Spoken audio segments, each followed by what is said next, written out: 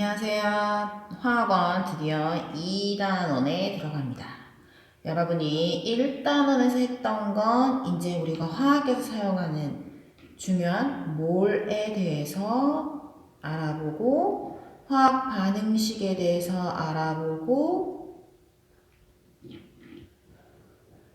이런 언어들을 배웠다면 이제 2단원에선 실제로 원자가 어떻게 생겼는지, 원자가 어떤 특징을 가지는지, 그리고 주기율표상의 원자들이 어떤 특징을 가지는지 이런 걸 알아보는 단원입니다. 즉 여러분들이 이제 재료의 특성에 대해서 알아보는 단원이에요. 그래서 제일 먼저 원자의 구조를 알아야겠죠? 원자. 우리 원자 하면 제일 먼저 생각하는 사람이 돌턴이에요. 우리의 돌턴은 원자가 하나의 공 모양의 덩어리라고 생각했어요. 그리고 가장 작은 입자라고 생각했죠. 하지만 우리가 이게 가장 작은 입자가 아님을 알고 있습니다. 그 발견을 어떻게 하게 됐는지를 알아보는 시간이에요. 그래서 전자는 어떻게 발견됐는지, 원자핵은 어떻게 발견됐는지 이 두 사람은 사람의 이름입니다. 그래서 학습 목표는 원자를 구성하는 입자의 종류와 성질을 설명할 수 있다. 그리고 그걸 발견하는 과정에서의 실험들을 여러분이 이해할 수 있으면 되겠습니다. 그래서 제일 먼저 전자의 발견을 이해하기 전에 먼저 음극선에 대한 이해가 있어야 돼요. 이때 당시에 약간 그 유리관에 공기를 빼서 진공으로 만들었을 때 다양한 실험들을 진행하고 있었어요. 그래서 진공관 안에 전극을 연결하고 진공 상태인 유리관 안에 높은 전압을 걸어주면 마이너스 극에서 플러스 극 쪽으로 빛의 흐름이 나타나는데 이걸 음극선이라고 합니다. 왜죠? 플러스 극을 향해서 무언가가 이동하고 있다는 얘기죠. 그런 걸 보니 마이너스를 띠는 무엇이겠구나 라는 생각을 할 수 있었던 거예요. 이게 우리는 뭔지 알아요. 이제 전자의 흐름이라는 걸 알죠. 하지만 이때 당시에는 몰랐어요. 뭔지 모르겠지만 플러스 극으로 향하는 무언가가 있구나 라는 거를 알게 되었고 이 음극선 갖고 이제 톰슨이 연구를 한 거예요. 우리가 이거를 크룩스관이라고도 하는데 이렇게 생긴 걸 크룩스관이라고도 합니다. 그냥 참고로 알아두시고 크룩스라는 사람이 만든 관의 모양이에요. 보면 여기는 마이너스 극, 여기는 플러스 극이죠. 그리고 여기도 마찬가지 높은 전압을 걸어주면 마이너스 극에서 플러스 극으로 향하는 흐름이 생기겠죠. 빛의 흐름. 즉 음극선이 있을 거예요. 음극선이 있을 텐데 여기다가 뭘 냅둔 거예요? 물체를 하나 냅둔 거예요. 물체를 하나 냅뒀더니 뭐가 생겼다? 그림자가 생겼다. 그렇구나. 그 다음에 두 번째 실험에서는 여기도 마찬가지 마이너스 극, 플러스 극 엄청 높은 전압으로 걸어주는 거예요. 그래서 엄청 높은 전압으로 걸으면 마이너스에서 플러스 극으로 향하는 입자의 흐름, 즉 음극선이 있을 거다. 근데 여기에 뭘 냅둬본 거예요? 바람개비를 냅뒀더니 이 바람개비가 가만히 있는 게 아니라 플러스 극을 향해서 이동을 하더라. 얘가 이렇게 막 떼굴떼굴떼굴떼굴 굴러가는 거예요. 이렇게 떼굴떼굴떼굴 굴러가서 이쪽으로 플러스 극을 향해서 굴러간다. 이 실험으로 알 수 있는 사실이 무엇일지, 고민해 보세요. 그 다음에 마지막 실험은 이제는 얘가 이제 플러스인지 마이너스인지가 궁금한 거예요. 그래서 원래 여기 전기장을 걸어주지만 자기장, 즉 자석을 냅뒀더니 자석을 냅두는 방향에 따라서 이 음극선의 흐름이 움직이는 거예요. 그래서 정확히 얘가 이제 플러스인지 마이너스인지를 찾아보기 위해서 전기장을 걸어줘요. 전기장을 걸었는데 자 마이너스에서 플러스 극 쪽으로 향하는 음극선이 어떻게 휘게 되더라? 플러스 극 쪽으로 휘게 되더라. 이걸로 알 수 있는 사실은 이게 가장 쉽죠. 뭐예요? 음극선은 마이너스 전하를 띠는 입자의 흐름이다. 마이너스 전하를 띈다. 는 걸 알 수 있었던 거고, 그 다음에 그럼 위에 나의 실험에서는 수레바퀴가 막 굴러가요. 수레바퀴가 굴러가는 걸 보니 우리가 물레방아가 어떻게 돌아가요? 물이 떨어지면서 물레방아를 돌리는 거죠. 즉 음극선은 질량이 있구나. 질량을 가진 입자의 흐름이구나. 이걸 알 수 있는 거예요. 그럼 첫 번째 실험은 그림자가 생기는 걸로 뭘 알 수 있죠? 음극선은 휘지 않고 직진한다. 직진하기 때문에 물체가 있는 뒤편에 음극선이 도달하지 못해서 그림자가 생기는 거잖아요. 음극선이 만약에 휜다. 그러면 이 빈 공간을 다 음극선이 채울 거예요. 그죠? 이렇게 다 채울 테니까 그림자가 안 생길 텐데 휘지 않기 때문에 그림자가 생기는 거예요. 그래서 음극선은 직진하는 입자의 흐름이다. 그럼 이걸 모두 다 요약하면 가나다 실험의 모든 결론은 음극선은 마이너스 전하를 띠고 질량을 가지고 직진을 하는 성질이 있는 입자의 흐름이다. 그럼 톰슨이 이 실험을 통해서 어떤 결론을 내렸을까요? 마이너스 전하를 띠고 질량을 가지고 직진하는 성질이 있는 이것을 우리가 전자라고 하겠다. 라고 결론을 내린 거예요. 즉 톰슨에 의해서 전자가 발견된 거고, 이 실험의 가장 중요한 점은 원자가 가장 작은 입자라고 했는데 원자보다 더 작은 입자가 있다는 것을 실험으로 보여준 거죠.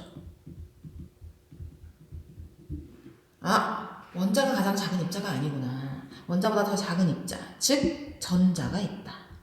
그래서 톰슨이 생각한 원자 모형은 플러스 전하를 띠는 이런 공간에 이 전자를 발견했잖아요. 이 전자를 발견했기 때문에 이 전자, 마이너스 전자가 콕콕 박혀있는 모형이다. 그래서 우리가 푸딩 모양이라고 해요. 말랑말랑한 푸딩에 건포도가 박혀있는, 즉 건포도는 전자같이 아주 작은 입자, 질량을 가진 전자가 콕콕 박혀있는 이 푸딩 모형이 톰슨의 원자 모형이에요. 그래서 톰슨은 음극선 실험을 통해 원자가 마이너스 전하를 띠는 입자인 전자를 포함하고 있음을 확인하였고, 플러스 전하가 고르게 분포된 공에 마이너스를 띤 전자가 박혀있는 원자 모형을 제안하였다. 이게 푸딩 모형이에요. 여러분은 교과서상에 80, 81쪽에 보면 그림이 잘 나와 있을 거예요. 이것도 함께 확인합니다. 이렇게 해서 전자가 발견이 되었어요. 그 다음에 이게 몇 년도 일이에요, 지금? 몇 년도인지 제가 안 써놨네요. 그리고 시간이 이제 지나서 이제 러더퍼드라는 사람이 1911년, 얼마 안 된 거예요. 러더퍼드가 이때는 이제 방사성 물질, 방사선에 관심이 많았던 시기였어요. 그래서 이제 알파선, 베타선, 감마선, 그 다음 X선, 이런 발견들이 막 이루어지고 있던 시기였어요. 그래서 이제 러더퍼드가 이제 알파 입자가 잘 뭔지 모르겠지만 이 알파 입자는 종이는 뚫을 수 없고 플러스 전하를 띈다는 건 알려져 있었어요. 그래서 여기서 이제 방사성 물질을 넣고 여기서 이제 알파 입자가 나오게 되는 거죠. 알파 입자가 나오게 됐을 때 어떤 현상이 벌어지는지가 이제 궁금해진 거예요. 여기서의 금박은 금이에요, 여러분. 여러분이 알고 있는 금을 아주 얇게 만든 거예요. 즉 원자가 한두 개 정도만 들어갈 수 있게 아주 얇게 만들었으니 우리가 원래 알고 있던 이때 당시에 우리가 알고 있던 모형은 뭐였죠? 톰슨의 푸딩 모형이었죠. 자, 그럼 봐봐요. 푸딩처럼 빈 공간이 많이 있고 전자가 이렇게 콕콕콕 박혀 있는 모양이에요. 그러면 뭐라고 예상했냐면 러더퍼드는 이렇게 알파 입자를 쏴주면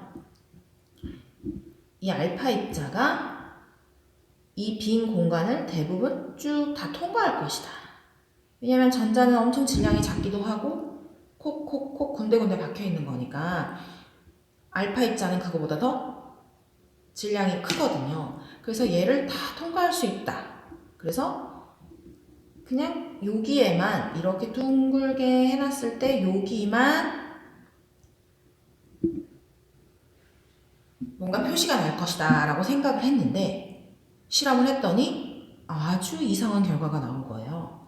봐봐요. 대부분의 알파 입자들은 거의 휘지 않고 통과해서 여기에 점이 찍혔어요. 여기만 점이 찍힌 게 아니라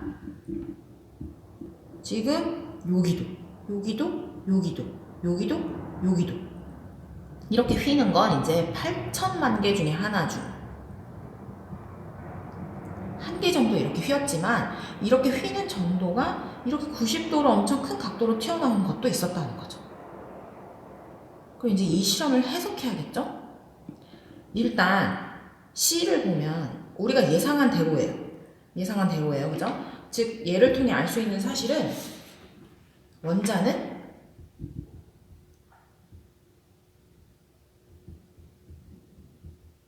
빈 공간이다라는 건 일단 맞았어요.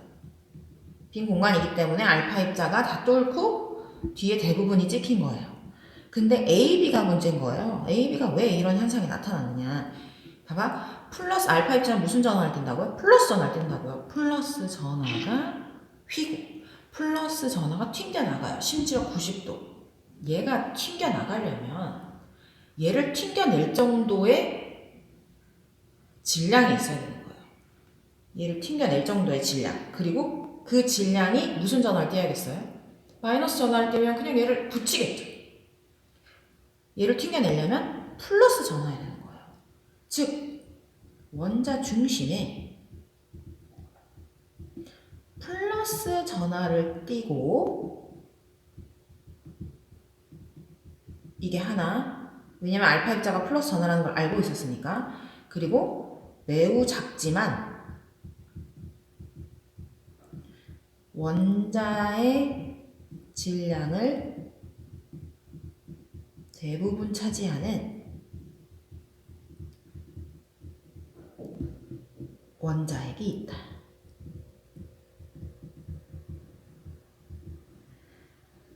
원자의 질량을 대부분을 차지하는 질량이 큰 원자핵이 플러스 전화를 띄고 대부분 차지하는 원자핵이 있다. 해서 원자핵을 얘기하신 분이에요. 원자핵의 발견은 누구? 러더퍼드의 알파 입자 산란 실험. 알파 입자가 튕겨나갔으니까 우리가 이제 산란이라는 용어를 쓰는 거고, 그래서 잘 보시면 이게 이제 러더퍼드의 원자 모형이에요. 러더퍼드의 원자 모형을 한번 그려봅시다. 먼저 이런 동그라미에 대부분이 빈 공간이에요. 그죠? 대부분이 빈 공간이니까 알파 입자가 통과해요. 근데 한가운데 플러스 전화를 띄고 질량이 큰 입자가 있다. 이걸 뭐라고 한다? 원자핵이 있다. 그럼 전자를 또 그려줘야겠죠? 전자는 원자핵 주위를 돌고 있다. 이 정도만 얘기했던 거예요. 이렇게만 얘기했어요. 그래서 여기 보시면 결국 원자핵의 핵심이에요. 여기 원자핵에 대부분은 빈 공간이니까 이렇게 검은색 선처럼 직진을 해요. 근데 봐봐요. 튕겨나가는 애들.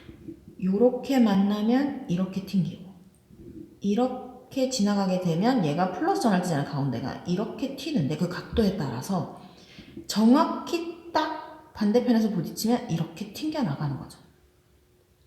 이렇게 튕겨나가서 90도까지 휘는 알파 입자가 있더라. 이렇게 튕겨나가려면 얘가 어느 정도 질량이 커야 하고 그리고 플러스 1을 띄고 있어야 된다. 이해가 되는 거겠죠?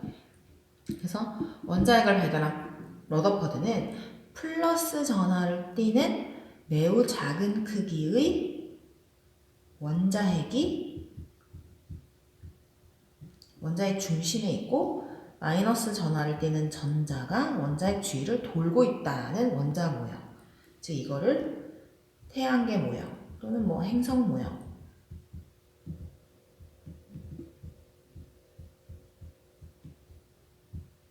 태양을 두고 행성이 도는 모양과 비슷하다라고 해서 이렇게 부르기도 합니다. 그러면 원자핵도 발견됐고 전자도 발견됐어요. 그 이후에 1886년 그리고 1932년 뭐가 제일 늦게 발견된 거예요?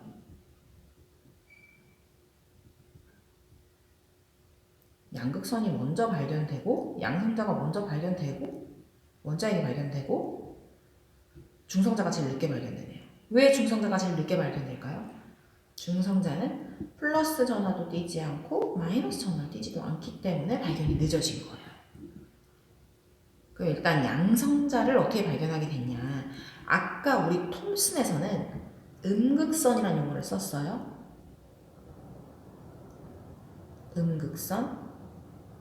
음극선은 전자의 흐름이었죠. 그렇기 때문에 마이너스 극에서 플러스 극을 향했어요. 그럼 얘는 양극선이죠.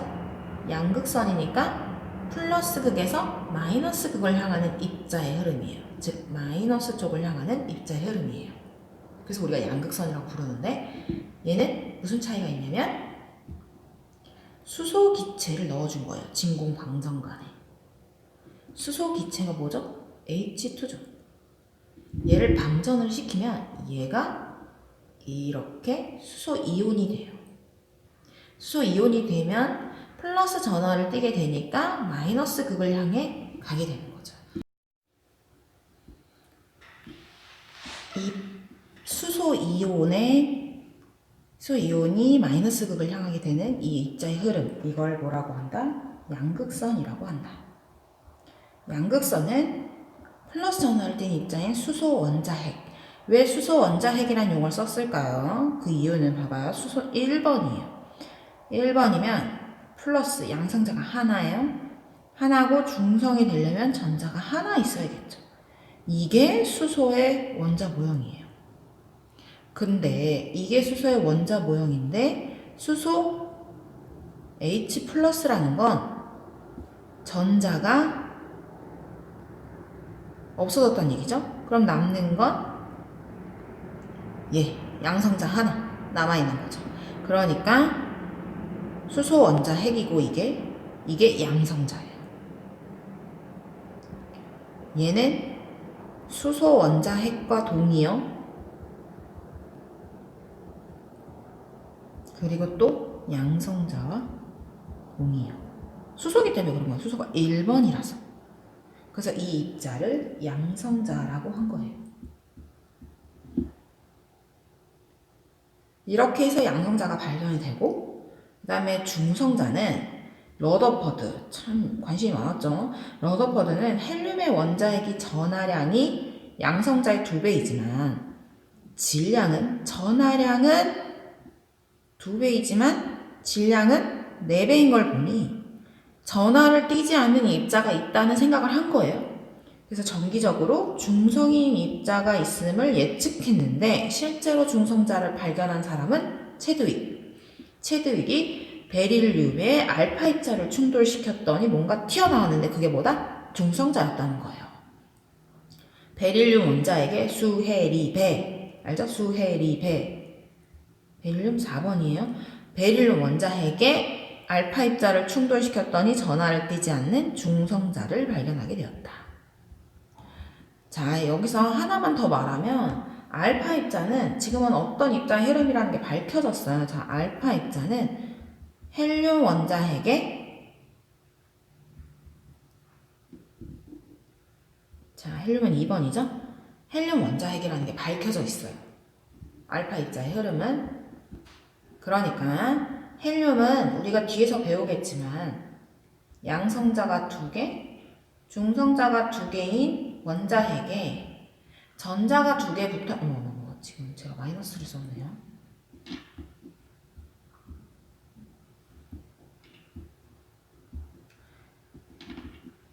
플러스 전하를 띄고 중성자가 2개 있고 이런 원자핵에 전자가 2개 돌고 있는 건데 이 전자 2개가 사라진 얘가 알파 입자인 게 밝혀져 있습니다.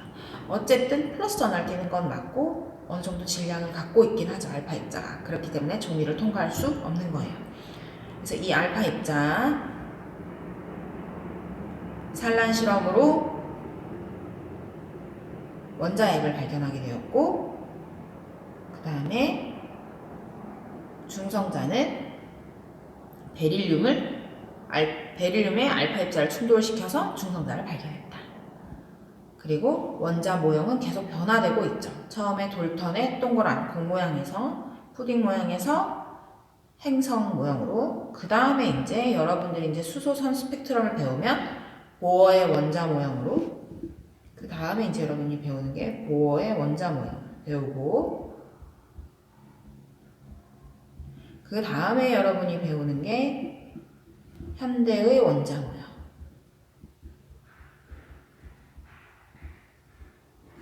이때 수소의 선 스펙트럼을 보실 거고 이때 오비탈을 배울 거예요. 그러면 다음 시간에 봅시다.